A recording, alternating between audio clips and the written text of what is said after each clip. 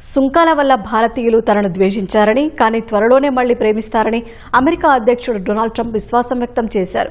శ్వేతసౌధంలో భారత్లో US రాయబారిగా Sergio Gor ప్రమాణ స్వీకార కార్యక్రమానికి డొనాల్డ్ ట్రంప్ హాజరయ్యారు. అమెరికా ఉపాధ్యక్షుడు జేడీ వాన్స్ గోర్తో భారత్లో అమెరికా రాయబారిగా ప్రమాణం చేయించారు. భారత్లో అమెరికా రాయబారి పదవి చాలా పెద్దదని అమెరికా అధ్యక్షుడు ఈ సందర్భంగా అభిప్రాయపడ్డారు. వాషింగ్టన్కు అత్యంత కీలకమైన అంతర్జాతీయ సంబంధాల్లో ఒకదాన్ని బలోపేతం చేసే బాధ్యతను గోర్కు అప్పగించినట్లు ట్రంప్ తెలిపారు. గోర్ అమెరికాకు అత్యుత్తమ ప్రతినిధిగా ఉంటారన్నారు.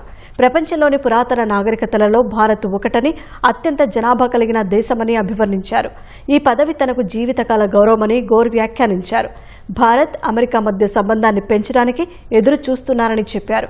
భారత్ యుఎస్ వాణిజ్య సంబంధాలను మెరుగుపరచడం వల్ల అమెరికా పోటీతత్వం పెరగడమే కాకుండా ఇతర దేశాలపై చైనా ఆర్థిక పరపతి కూడా తగ్గుతుందని గోర్ పేర్కొన్నారు. కాగా భారత్పై ట్రంప్ విధించిన 50% సుంకాల వల్ల రెండు దేశాల సంబంధాలు తీవ్రంగా దెబ్బతిన్నాయి. ఈ నేపథ్యంలో తనకు అత్యంత సన్నిహితుడైన గోర్ను ట్రంప్ భారత్లో అమెరికా రాయబారిగా నియమించారు.